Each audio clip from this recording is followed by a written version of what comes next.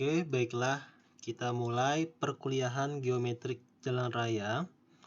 Jadi pada materi kali ini saya akan menyampaikan materi pendahuluan atau pengantarnya dari geometrik ya.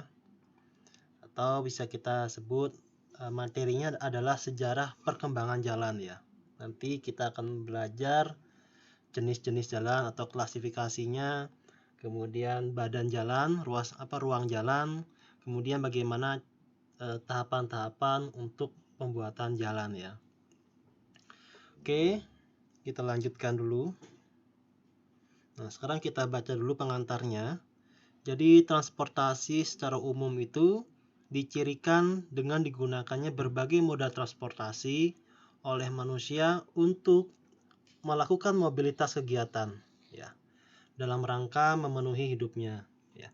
Jadi misalkan kita ingin berpindah tempat dari titik A ke titik B ya, atau ke titik lain, maka kita menggunakan moda transportasi itu ya. Artinya manusia itu memang melakukan mobilitas kegiatan dalam rangka memenuhi kehidupannya ya. Makanya kita perlu yang namanya moda transportasi. Nah, moda transportasi yang ada ya, bila ditinjau dari geografis fisiknya, yaitu adalah transportasi jenis darat, kemudian ada yang laut, sungai, danau, dan udara ya, seperti itu. Nah, transportasi darat itu meliputi jalan raya dan jalan rel ya. Kemudian kalau transportasi udara yaitu diwakili dengan angkutan pesawat terbang. Kemudian kalau transportasi air ya, air itu berarti adalah laut, sungai, dan danau ya. Itu meliputi perahu, speedboat, jet coaster, ferry, kapal laut, dan lain sebagainya. Nah, kita lihat di sini ya, jalan raya sejak mulai awal dirintis itu hanya berupa lalu lintas lalang manusia untuk mencari nafkah dengan berjalan kaki ya, atau menggunakan kendaraan sederhana beroda yang tanpa mesin ya. Artinya bisa sepeda atau kereta kuda ya, seperti itu. Nah, makin lama perkembangan jalan berkembang pesat seiring dengan perkembangannya teknologi. Oke ya. Yang melahirkan macam-macam kendaraan bermesin. Jadi semulanya manusia itu menggunakan jalan raya itu hanya berupa aktivitas lalu lintas lalang manusia, yaitu bisa berjalan kaki atau menggunakan kendaraan beroda tanpa mesin. Tapi karena teknologi semakin maju, semakin berkembang pesat, maka muncul nih kendaraan bermesin ya. Nah, dari semula yang hanya sebagai alat bantu manusia menemukan sumber makanan ya, seperti ini, kemudian berkembang menjadi sarana pelayanan angkutan manusia, barang, dan bahkan menjadi sarana pengembangan wilayah dan peningkatan ekonomi ya. Oke, jadi dulu itu kita ya, bahkan dulunya ya, kita hanya bisa kita hanya terfikirkan memanfaatkan transportasi itu hanya untuk mencari makan saja. Nah, sekarang transportasi itu juga bisa berpengaruh terhadap pengembangan wilayah dan peningkatan ekonomi. Nah, ini contohnya ya. Yang awalnya kita hanya berjalan kaki ya, sehingga tumbuhlah kendaraan bermesin seperti ini. Oke.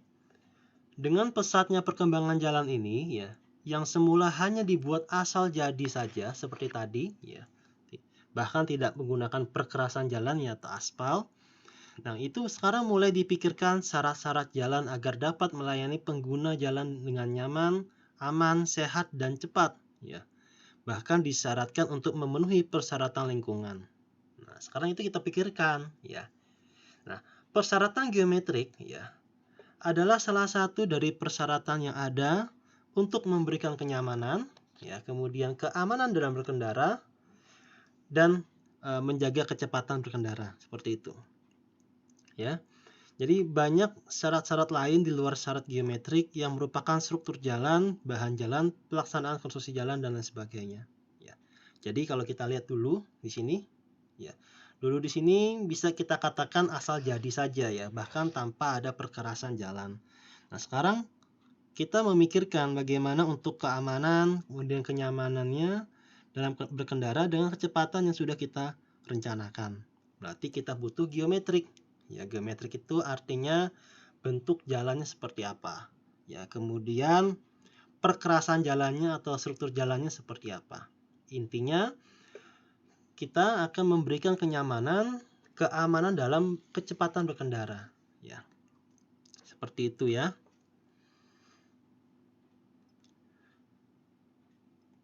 Oke.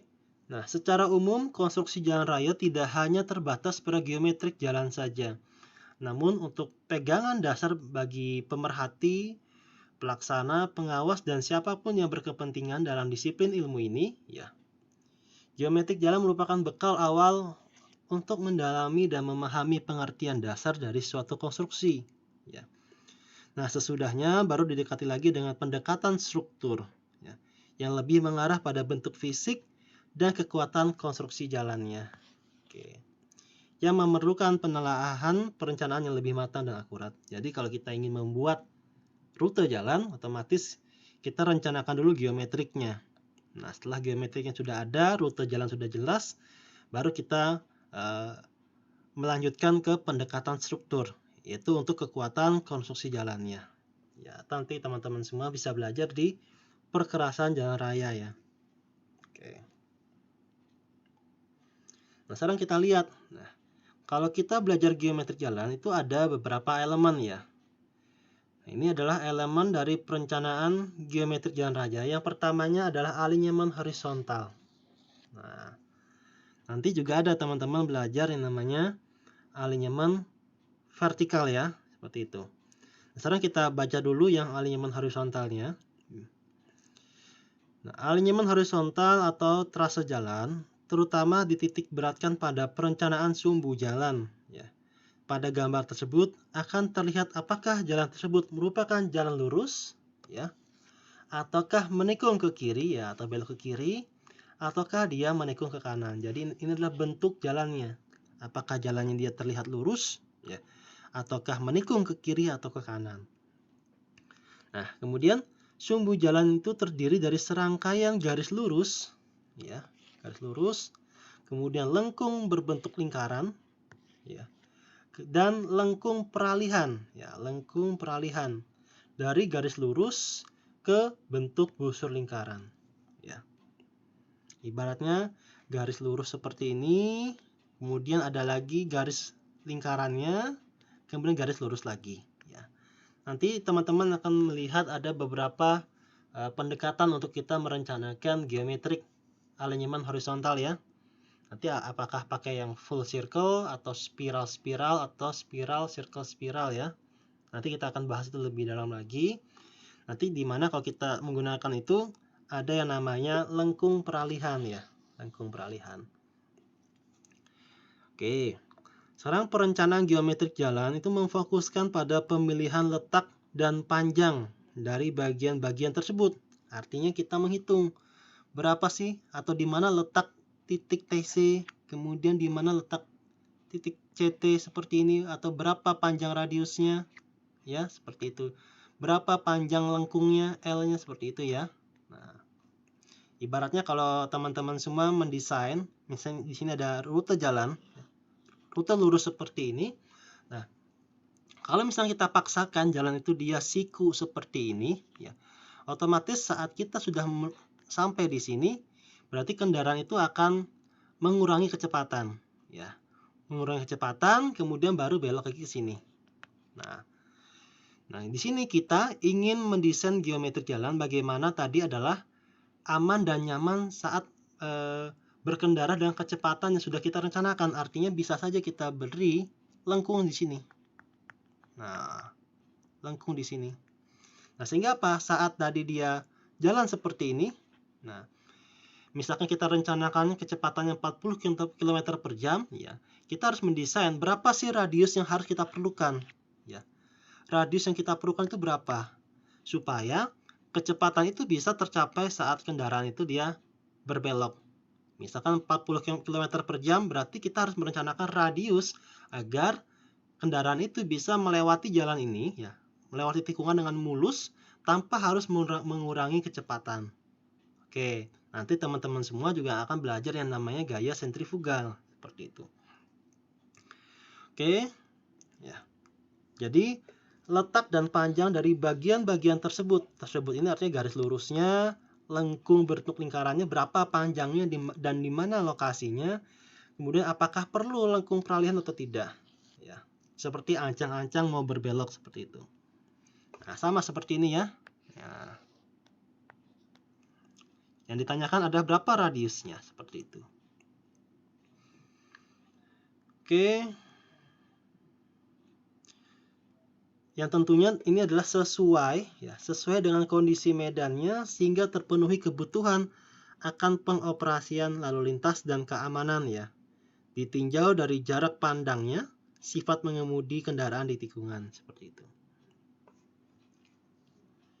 Itu adalah alinyemen horizontal. Nah, sekarang kita lihat elemen yang kedua adalah alinyemen vertikal. Nah, di sini alinyemen vertikal, ya, atau penampang memanjang jalan, ya.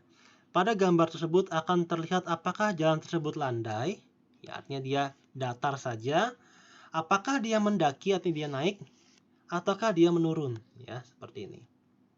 Nah, pada perencanaan alinyemen vertikal ini dipertimbangkan bagaimana meletakkan sumbu jalan sesuai dengan kondisi medan dengan memperhatikan sifat operasi kendaraan, ya, keamanan, jarak pandangan, dan fungsi jalannya. Nah, pemilihan alinyemen vertikal itu berkaitan pula dengan pekerjaan tanah yang mungkin timbul akibat adanya galian dan timbunan yang harus dilakukan. Nah, contoh seperti ini. Nah, kita punya sumbu jalannya sebelumnya seperti ini. Nah, sebelumnya seperti itu. Nah, ini kalau kita lihat seperti ini, ya, kita jalan seperti ini, mobil yang dari sini itu tidak bisa saling melihat. Nah, tidak bisa saling melihat artinya jarak pandangnya itu terhalang. Sehingga apa? Kita bikin dia lengkung. Nah, kita bikin dia lengkung seperti ini. Ya. Kita bikin dia lengkung seperti ini sehingga apa? Kalau ada mobil dari sini dan dari sini, itu bisa saling melihat. Ya.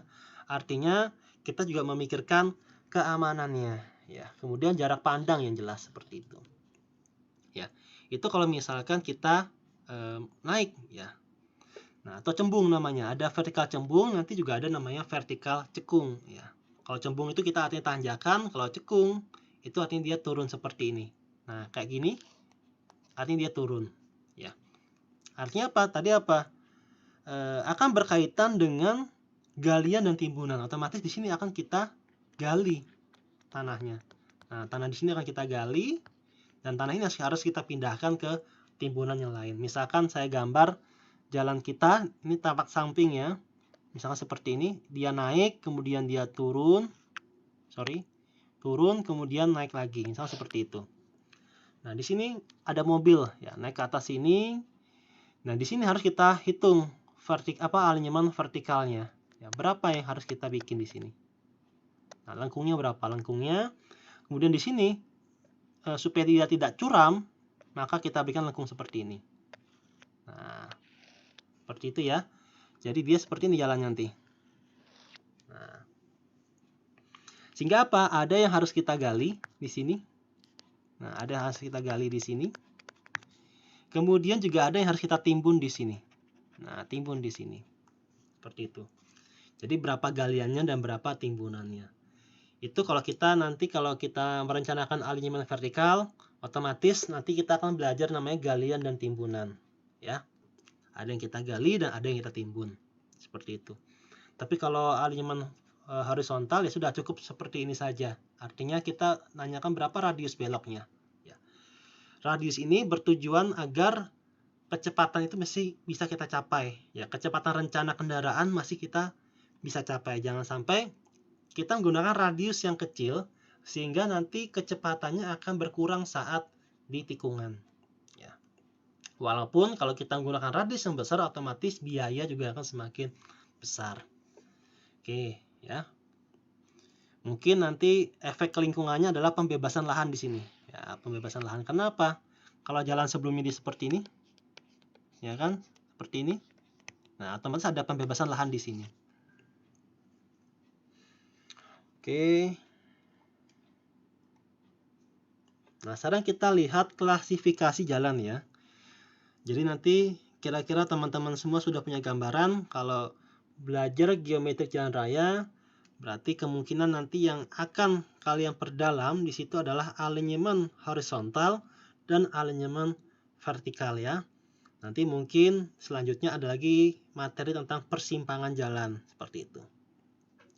Nah, sekarang kita lihat klasifikasi jalannya ya. Menurut Undang-Undang Nomor 38 Tahun 2004 tentang jalan ya. Di situ tertulis adalah jalan adalah prasarana transportasi darat yang meliputi segala bagian jalan ya. Termasuk bangunan pelengkap dan perlengkapannya yang diperuntukkan bagi lalu lintas yang berada pada permukaan tanah. Nah, ruas jalan akan terhubung satu dan lain yang membentuk sistem jaringan. Ya. Oke ya. Jadi beberapa ruas jalan itu akan saling terhubung sehingga membentuk namanya sistem jaringan transportasi. Nah, sistem jaringan jalan akan bermanfaat secara optimal untuk menampung pergerakan kendaraan, orang maupun barang dari satu tempat ke tempat lainnya ya. Dari asal ke tujuan atau menurut kaidah ekonomi dari daerah produsen ke daerah konsumen. Pergerakan kendaraan ini melalui jaringan jalan yang terhubung menerus satu dengan lainnya sehingga membentuk connectivity ya, hubungan. Nah, penanganan jaringan jalan ini akan efisien apabila dibuat klasifikasi sesuai dengan hierarkinya ya. Jadi jalan itu harus diklasifikasi supaya apa? Supaya tidak semua jenis kendaraan atau tidak semua orang dapat bebas menggunakan jalan semua jenis jalan ya.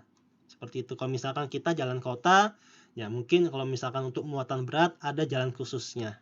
Ya, seperti itu. Supaya itu juga menjaga umur jalan ya. Jangan sampai jalan yang didesain untuk daerah perkotaan itu cepat sekali rusak karena ada muatan-muatan kendaraan yang sangat berat.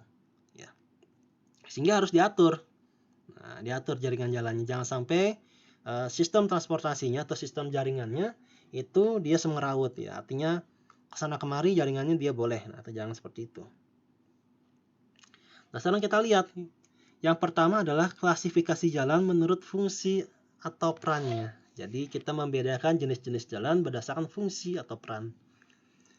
Nah, sesuai dengan peruntukannya maka jalan terbagi atas jalan umum ya, ada jalan umum dan ada jalan khusus ya.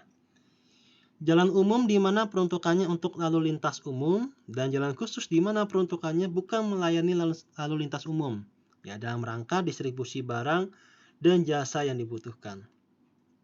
Nah, sekarang kita lihat jalan umum itu menurut fungsinya dikelompokkan menjadi 4 ya.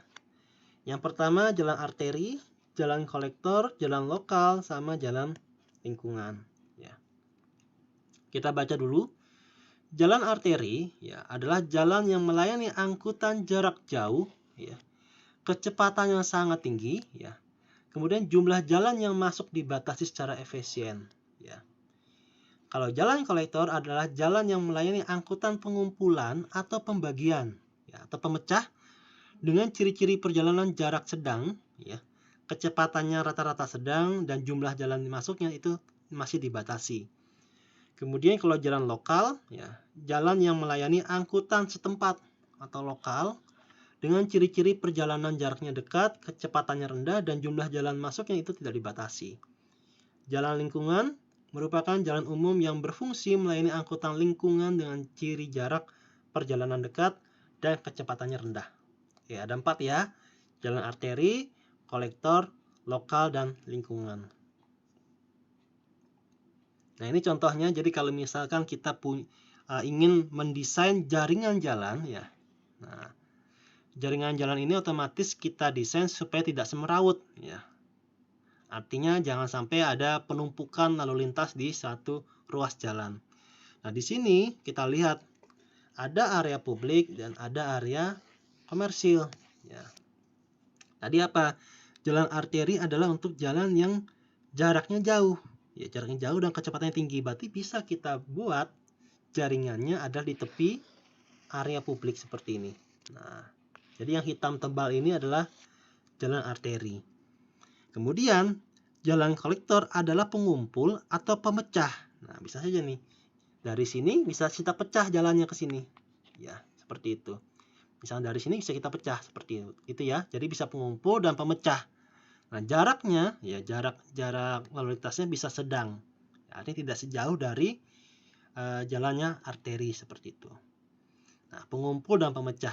Bisa saja kita pecah lagi ke jalan-jalan lokal seperti ini. Ya. Jalan-jalan lokal, kemudian dari lokal dipecah lagi menjadi jalan lingkungan seperti itu. Nah, ini contoh jalan lingkungan ya, yang garis putus-putus ini. Jadi, sistem transportasinya bisa berjalan dengan baik kalau misalkan jaringan jalannya juga direncanakan dengan sangat baik. Oke. Tapi di geometri jalan yang kita pelajari adalah berapa sih radius saat dia berbelok seperti ini? Ya. Berapa radiusnya saat seperti ini dan seterusnya. Itu untuk alinyeman horizontal. Nanti alinyeman vertikal misalnya dia topografinya tidak datar, misalnya topografinya naik. Nah, kita akan membuat lengkung cembung atau lengkung cekungnya itu bagaimana radiusnya agar tidak membahayakan saat orang melintas. Ya, khawatirnya kalau kita naik tanjakan itu biasanya kita nggak bisa lihat tuh di depan terjadi apa. Ya, apakah terjadi ada orang berhenti atau ada orang menyeberang, kita nggak bisa lihat.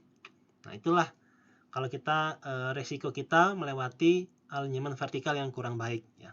Nah, alinyeman vertikal yang baik adalah saat kita naikkan atau turunan itu kita bisa melihat jarak pandang kita masih agak jauh melihatnya, sehingga kita kalau ada terjadi apa-apa kita bisa cepat melakukan tindakan yang lain seperti itu. Nah, sekarang jalan juga diklasifikasikan berdasarkan sistem jaringan ya. Jadi sistem jaringan itu ada yang namanya jaringan primer dan ada juga yang jaringannya dia sekunder ya. Kita baca dulu. Sistem jaringan primer itu merupakan sistem jaringan jalan dengan peranan pelayanan distribusi barang dan jasa untuk pengembangan semua wilayah di tingkat nasional ya, dengan menghubungkan semua simpul jasa distribusi yang berwujud pusat-pusat kegiatan. Oke. Kalau jaringan sekunder adalah sistem jaringan jalan dengan pelayanan distribusi barang dan jasa untuk masyarakat di wilayah perkotaan. Ya, beda ya. Jadi ada yang primer itu untuk di tingkat nasional, kalau sekunder itu untuk masyarakat di wilayah perkotaan. Oke. Nah, sekarang jalan juga bisa kita beda-bedakan berdasarkan status. Ya. Tadi yang pertama berdasarkan fungsi, ada jalan arteri, kemudian jalan kolektor, ada jalan lokal dan jalan lingkungan. Kemudian kalau berdasarkan jaringan jalan ada yang primer, ada yang sekunder. Nah, sekarang kalau berdasarkan status bagaimana? Kalau status ada yang namanya jalan nasional, jalan provinsi, jalan kabupaten, ya. Ada jalan kota dan lain sebagainya. Nanti kita lihat satu-satu. Nah, kalau jalan nasional itu merupakan jalan arteri, ya, jalan arteri dan jalan kolektor dalam sistem jaringan jalan primer ya, yang menghubungkan antar ibu kota provinsi dan jalan-jalan strategis nasional ya, atau jalan tol ya, intinya menghubungkan antar ibu kota provinsi. Nah, kalau yang namanya jalan provinsi ya merupakan jalan kolektor dalam sistem jaringan jalan primer yang menghubungkan ibu kota provinsi dengan ibu kota kabupaten ya. Jadi dari provinsi dia ke kabupaten atau kota ya, atau bisa juga antar ibu kota kabupaten ya, antar kabupaten dengan kabupaten yang lainnya seperti itu. Dan jalan strategis provinsi. Kemudian kalau jalan kabupaten merupakan jalan lokal dalam sistem jaringan jalan primer yang menghubungkan ibu kota kabupaten dengan ibu kota kecamatan. Berarti turun lagi nih ya, turun dari kabupaten kemudian ke kecamatan, atau bisa juga antar ibu kota kecamatan ya, atau bisa juga ibu kota kabupaten dengan pusat kegiatan lokal ya, bisa juga antar pusat kegiatan lokal seperti itu. Oke ya, kemudian kita lihat ada jalan kota ya, Berarti adalah jalan umum dalam sistem jaringan jalan sekunder yang menghubungkan antar pusat pelayanan dalam kota, ya. Antar pusat pelayanan dalam kota, ya. Bisa juga menghubungkan pusat pelayanan dengan persil. Persil ini bisa saja suatu daerah permukiman atau perumahan, ya, atau perkebunan bisa juga seperti itu. Oke, kalau jalan desa merupakan jalan umum yang menghubungkan kawasan dan atau antar permukiman, ya, artinya antara perumahan-perumahan. Bisa kita sebutkan jalan desa atau namanya adalah jalan lingkungan, ya. Atau jalan-jalan yang ada di komplek-komplek perumahan itu termasuk jalan lingkungan. Oke. Nah, kalau kita sudah tahu jenis-jenis jalan seperti ini, maka kita bisa mendesain. Kalau jalan desa, kira-kira bentuknya seperti apa, artinya lebar ruas jalannya seperti apa, apakah harus sama seperti jalan kota, apakah harus sama seperti jalan provinsi. Nah, seperti itu. Sehingga kita juga bisa tahu yang menggunakan jalan kota itu siapa saja, yang menggunakan jalan desa itu siapa saja. Artinya nanti akan berpengaruh ke kendaraan jenis apa saja yang boleh melintasi. Apakah truk boleh melewati jalan permukiman, apakah truk boleh melewati jalan perkotaan, dan lain sebagainya. Ya, seperti itu. Nah, sekarang berdasarkan kelas jalan. Nah, tadi sudah kita bahas ya. Yang pertama tadi berdasarkan fungsi atau perannya. Yang kedua berdasarkan sistem jaringan. Yang ketiga berdasarkan status. Yang keempat adalah berdasarkan kelasnya. Nah, sekarang kita lihat. Pengaturan kelas jalan itu berdasarkan spesifikasi penyediaan prasarana jalan dikelompokkan atas jalan bebas hambatan, jalan raya, jalan sedang, dan jalan kecil. Ya, ini berdasarkan Permen nomor 19 tahun 2011. Nah, guna kepentingan pengaturan penggunaan jalan dan kelancaran lalu lintas dan angkutan jalan, jalan umum berdasarkan Undang-Undang nomor 22/2009 tentang lalu lintas dan angkutan jalan itu dikelompokkan ada 4. Ya, yang pertama, jalan kelas 1, jalan kelas 2, kelas 3, dan kelas khusus. Ya. Kalau kelas 1 yaitu adalah jalan arteri dan kolektor, ya, yang dapat dilalui kendaraan bermotor dengan muatan sumbu terberatnya, ya, itu kurang atau sama dengan 10 ton. Berarti maksimal muatan sumbu terberatnya adalah 10 ton. Nah, kalau yang kelas 2 yaitu jalan arteri, kolektor, lokal, dan lingkungan, artinya bisa menyangkut lokal dan lingkungan tambahannya, ya. Itu yang dapat dilalui kendaraan bermotor dengan muatan sumbu terberatnya 8 ton. Nah, artinya lebih ringan. Jadi kalau kelas 2 dia lebih ringan yang melewatinya, otomatis nanti desain perkerasannya juga bisa lebih sederhana, ya. Tetapi lebar kendaraannya kurang dari 2,5 meter. Oke. Kalau yang kelas 3 itu juga sama, yaitu adalah maksimalnya 8 ton, ya. Tetapi lebar kendaraannya kurang dari 2,1 meter. Nah, sekarang bagaimana kalau misalkan kita memiliki kendaraan yang bermuatan berat? Nah, bermuatan berat berarti apa? Kita harus menggunakan namanya jalan kelas khusus, ya. Yaitu jalan arteri, ya, jalan jarak jauh yang dapat dilalui kendaraan bermotor dengan muatan sumbu terberatnya lebih dari 10 ton. Nah, seperti itu. Artinya kalau kita punya kendaraan yang berat, kita seharusnya tidak boleh melintasi jalan kelas 1, apalagi kelas 2 dan seterusnya. Tapi kita harus melintasi jalan kelas khusus. Apa? Supaya tebal perkerasan yang kita rencanakan untuk kelas 1 itu tidak cepat rusak. Karena apa? Kita merencanakan dengan beban maksimal muatan sumbu terberatnya adalah 10 ton. Tapi kalau kita jalankan kendaraan yang lebih besar daripada itu, otomatis ya umur jalannya juga akan semakin cepat habis, seperti itu ya. Jadi itu adalah jenis-jenis jalannya. Nah, sekarang kita lihat nih bagian-bagian dari jalan, ya. Yang pertama ada ruang manfaat jalan, ada ruang milik jalan, dan ada ruang pengawasan jalan. Nah, kita lihat dulu kalau ruang manfaat jalan adalah meliputi badan jalannya, saluran tepi jalan, dan ambang pengamannya. Ya. Kalau ruang milik jalan berarti meliputi ruang manfaat jalan, berarti artinya semua ini, ya, semua ini masuk, ya, dan sejalur tanah tertentu di luar ruang manfaat jalan, ya. Kemudian kalau ruang pengawasan jalan adalah ruang pengawasan jalan sebagaimana dimaksud dalam ayat 1, berarti ini. Artinya badan jalan, saluran tepi, ambang pengamannya, ya, merupakan ruang tertentu di luar ruang milik jalan yang ada di bawah pengawasan penyelenggara jalan. Oke. Supaya lebih jelasnya kita lihat gambar di sini. Nah, ini contohnya. Jadi untuk yang berwarna putih di tengah sini, ya, berwarna putih di tengah sini. Nah, ini dia adalah namanya ruang manfaat jalan atau namanya rumaja, ya. Rumaja itu adalah ruang manfaat jalan. Artinya apa?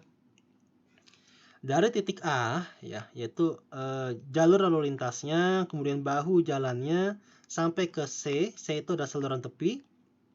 Kemudian sampai ke D. D itu adalah ambang pengamannya, ya. Batasnya sampai sini. Ini adalah ruang manfaat jalan. Nah, itu adalah lebarnya. Tingginya, ya, tingginya adalah 5 meter ke atas dan dalamnya ada 1,5 meter ke bawah. Itu adalah ruang manfaat jalannya, ya. Kemudian kalau ruang milik jalan atau rumija itu adalah ini, ya, ditambah dengan di sini. Nah, sebidang tanah, ya. Sebidang tanah di luar ruang manfaat jalan seperti itu. Oke. Kalau ruang pengawasan jalan artinya yang termuat pada posisi nomor 1 tadi, ya. Kita lihat nih. Kalau ruang pengawasan jalan adalah sebagaimana dimaksud pada ayat 1, yaitu ini tadi. Merupakan ruang tertentu di luar ruang milik jalan yang ada di bawah pengawasan penyelenggaraan jalan. Oke. Oke ya, seperti nanti lihat aja di akhirnya seperti apa. Sorry ya, tadi ruang milik jalan adalah di sini batasnya. Nah, batasnya di sini, ruang milik jalan itu di sini. Kalau ruang pengawasan jalan itu di sini, sampai sini batasnya. Oke, kita lanjutkan lagi. Nah, sekarang bagaimana cara kita menentukan rute jalan, ya? Misal kita pengen membuat jalan, pertama kita otomatis harus menentukan rutenya. Arahnya dari mana ke mana kita pengen membuat jalannya. Berarti apa? Ya, ada beberapa tahapan. Yang pertama tahapan persiapan, kemudian tahapan mengunjungi lapangan atau survei, kemudian tahapan terakhir adalah kompilasi dan analisis dari survei ke peta tadi, ya. Oke, tahapan persiapan tentu kita perlu peta, kemudian dari peta kita gambar rutenya, kita mau dari mana ke mana, lewat mana, kemudian setelah kita tentukan, kita kunjungi lapangan dan survei, kemudian kita identifikasi kondisi rute di peta dengan kondisi rute di lapangan, ya. Nah, kita lihat nih, kita bisa lihat medan di peta kira-kira topografi seperti ini, di lapangan benar apa tidak seperti itu, kemudian apakah ada daerah-daerah ekstrim seperti longsor dan lain sebagainya. Kemudian kita catat kondisi lapangan, bisa juga kita foto seperti itu. Kemudian kita kompilasi dan analisis, ya, perbaikan rutenya, apakah ada perubahan rute dari yang kita rencanakan di awal.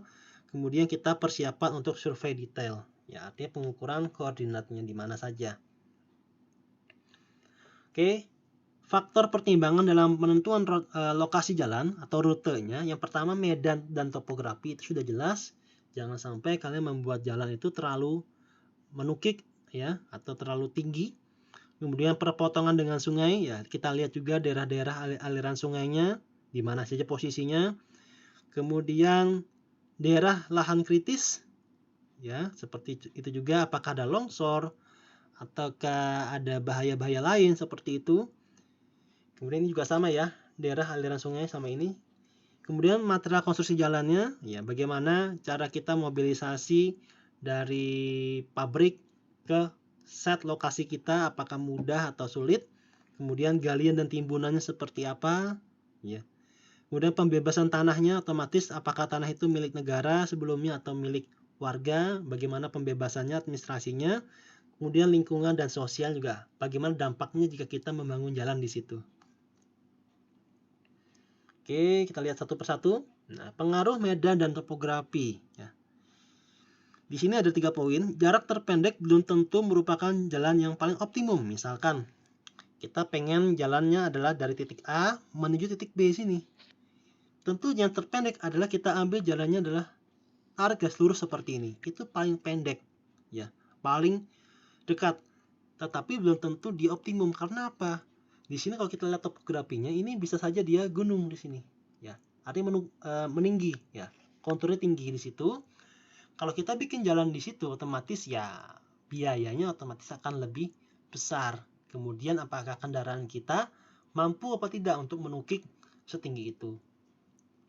Kemudian pada daerah berbukit, jarak terpendek mungkin memiliki kelandaian yang besar sehingga perlu diteliti panjang kritisnya. Ya. Pada jalan yang landai perlu diperhatikan masalah drainase jalannya. Nah, jadi kalau kita pengen dari titik A ke titik B, dari peta seperti ini, dari garis kontur, maka kita bisa ambil rutenya tidak garis lurus seperti ini, tapi berbelok seperti ini. Ya. Artinya kalau dari sini berarti dia sejajar nih, landai. Dia landai, kemudian dia turun, ya dia naik lagi, landai, naik lagi, landai, dan terusnya. Nah, seperti itu. Memang lebih panjang rutenya, tetapi dia lebih landai. Seperti itu, ya. Kalau garis terus-menerus ada jalan dengan jarak terpendek. Kalau yang garis putus-putus ada jalan dengan kelandaian yang minimum. Atau kalian bisa rencanakan lagi rutenya maunya lewat dari mana. Nah, bisa seperti itu. Kemudian perpotongan dengan sungai. Jadi kalau ada sungai, usahakan perpotongannya dengan sungai pada badan sungai yang lurus, jangan pada sungai saat dia berbelok atau di tikungan sungai. Kemudian rencanakan jalan memotong sungai rencana jalan memotong sungai itu tidak selalu harus tegak lurus, ya. Boleh seperti ini, ya. Kalau tegak lurus seperti ini, ya. Kalau penyeberangan miring juga boleh seperti ini. Jadi tidak selalu, ya, tidak selalu, boleh miring, boleh juga dia lurus. Tapi efeknya kalau dia miring otomatis dia lebih panjang jalan jembatannya, kalau yang dia lurus lebih pendek, ya, seperti itu. Kemudian mencari bagian sungai yang paling sempit, artinya sungai itu kan dia ada yang lebar, ya kan, kemudian ada juga yang sempit seperti ini. Nah, seperti itu, ya. Nah, jika kita mencari bagian sungai yang paling sempit sebagai lokasi jembatan, belum tentu yang paling optimal atau yang paling efisien. Karena apa? Kita harus berputar lagi untuk mencari sungai yang tersempit. Jadi kalau kita sungai sempit, itu otomatis bentang jembatan akan semakin pendek, otomatis struktur jembatan juga akan lebih efisien. Tetapi rute kita menuju ke sungai yang pendek itu juga harus kita pikirkan, apakah rutenya jadi tambah panjang atau masih bisa kita gunakan rute tersebut, ya. Karena bisa saja membutuhkan jalan yang lebih panjang. Oke, ya. Nah, sekarang daerah lahan kritis, ya. Rencana jalan sebaiknya menghindari lahan kritis seperti ada daerah rawan longsor, kemudian daerah patahan, kemudian daerah genangan atau rawa-rawa. Sebenarnya kita bisa saja memaksakan membangun jalan di situ, ya. Dengan teknologi, ya, lahan kritis tadi dapat diatasi dengan berimplikasi terhadap tingginya biaya konstruksi atau biaya pemeliharaan. Ya, sudah jelas itu.